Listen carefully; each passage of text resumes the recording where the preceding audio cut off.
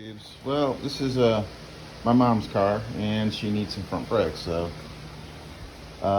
this video is going to be about changing the front brake pads on a 2012 Toyota Corolla.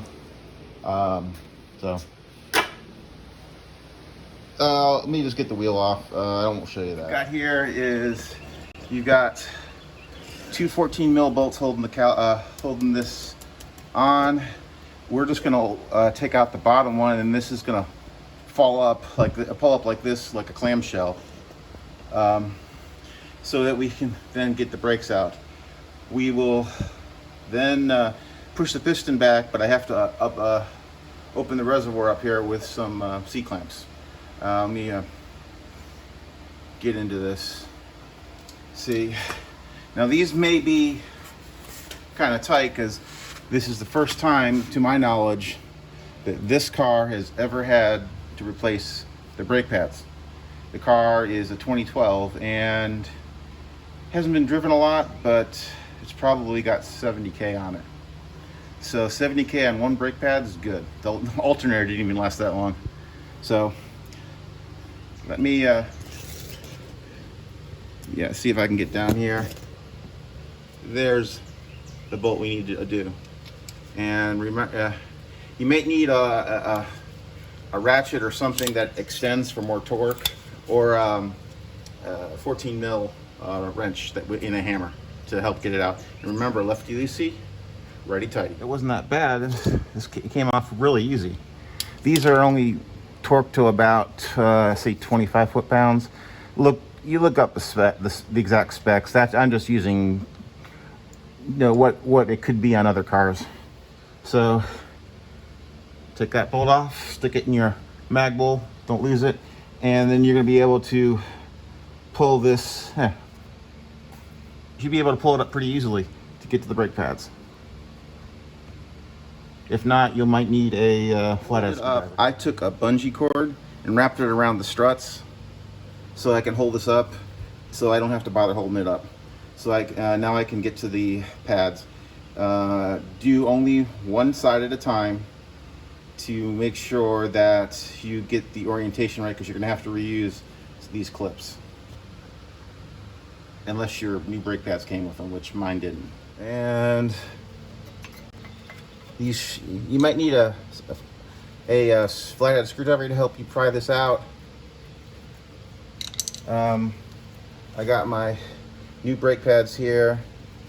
Just kind of, yeah, that works. So these should just pop out, slide out easily. What I've done now is I've taken two of the pads out, and I've that one probably goes there, just by what it looks like. And I'm just going to set that down on this side and put the other one on the other side, because that's where it's going to go. That way I don't mix up the pads.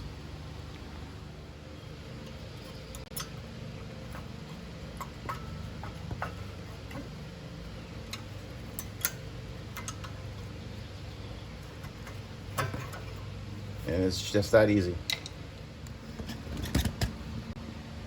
Now, since the new pads here, they didn't come with that hardware piece. That's what makes it squeal. I need to take it off and then just stick it here. Stick it right there. So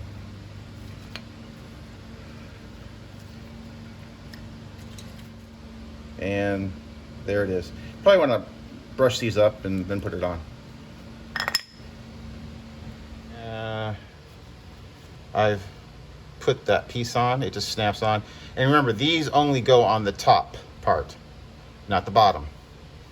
And if you get these in backwards, they could be rubbing against the wheel. And if you say you drop one on the floor and you run your tire over it, you could puncture your tire. So do be careful. I've already brushed these off to, wouldn't hurt to use some brake clean or something, or you can even take these out. Yeah, they just snap in if you want. So to put these in, You put them in at an angle and then slide them in. So let's see if I get this right.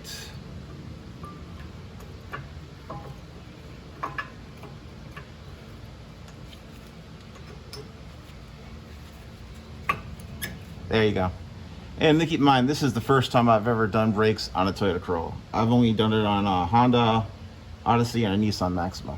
Oh, pretty much the same. Oh, and this side's kind of the same thing. So to get it out,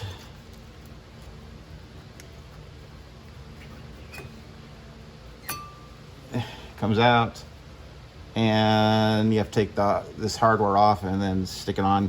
Clean up the places where it connects to, you know, with a wire brush and maybe some brake clean. Make sure there's no grease, so clean it off with brake clean and a rag, and we'll get this back together. See, I got the other side on. You just put it in the bottom, and this other part just snaps into the top. You got it. Seems good. This seems to move freely, except the brakes are on, so I can't. It's in park, so I can't move it. So next thing I need to do is push back this caliper. Probably clean this up a little bit too. And to do this, we need to get a C-clamp. We take one of the, and I'll show you. We have to open up the reservoir for the brake, for the fluid reservoir for the brakes. Model fluid reservoir is right here. To get to it, they provide these snap clips that you then take off some of the weather stripping, and then you can get to it. And we just need to unscrew this. You can see it's actually kind of low. So the brake reservoir open, fluid reservoir. We're gonna push back the pistons using an old brake pad and a C-clamp. I'll show you how to do that. There's a couple other ways to do it. They actually make a tool for this, and I don't have it, but this is just one way you can do it. I've seen people just put a big big channel locks and just push this in. And there's an actual tool for this, but this will work. You basically you arrange the pad using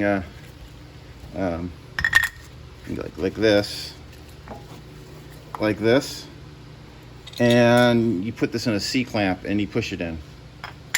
See, I got the C-clamp in here. It's kind of how you want to do it. And when you push this back, the fluid reservoir up here where I showed earlier is going to have, the fluid's going to go back into it. Now this one's not going to overfill it, but in some cases it will, depending on if somebody added fluid or there's too much fluid in there. In that case, you probably want to empty a little bit out with like a turkey baster or something, because you do not want the brake fluid to get on your paint. It's corrosive. Oh, see here, trying to get an angle where I can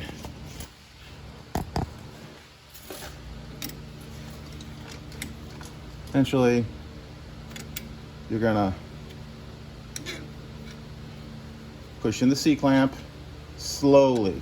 Do it slowly, otherwise you may run the risk of tearing a boot or something.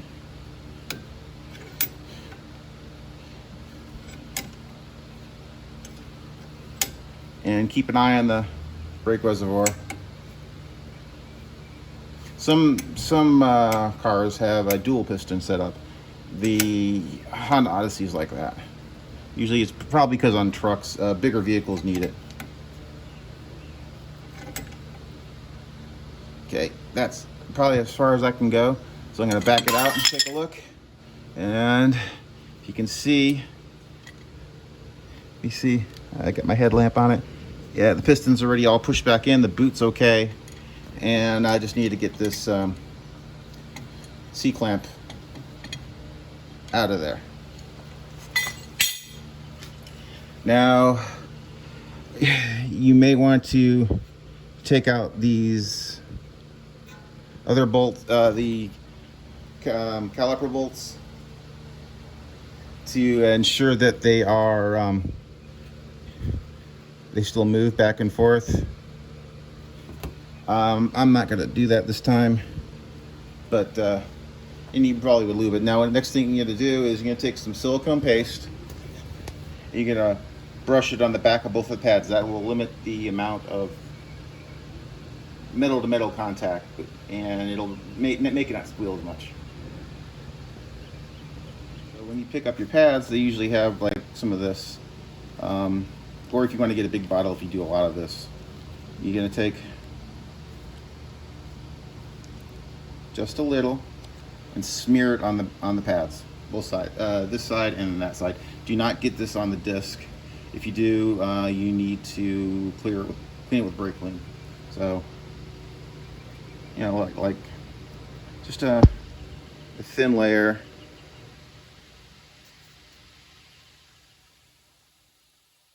Is all you need. And do the same to the back other side as well. Now I've greased up both sides of the pad. We can take this off the bungee cord that we have hung it from temporarily, because you don't want it to be careful of the brake line in the back there, right here. So this just should slide down easily. Should.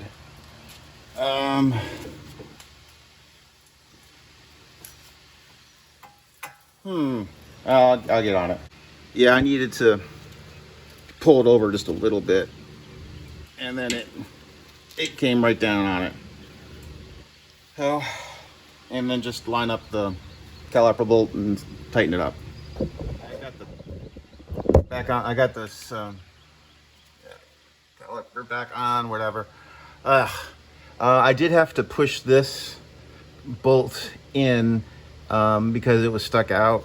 So I just pushed it in so I could get the caliper back over it. You might have to do that. So push it in, tighten this bolt back up with your 14 mil bolt. Should be about 25 foot-pounds. Don't quote me, look it up yourself. Basically, what I do is I take my ratchet and just tighten it up as much as I can on the shortest handle, because that's about what 25 foot-pounds is for me. Again, yeah. These don't. There we go. That should be good. So, and just repeat the process on the other wheel, on the other front wheel, and then when you're done, pump the brakes before driving it. Otherwise, you can get in an accident. Last thing to do before you drive is pump the brakes.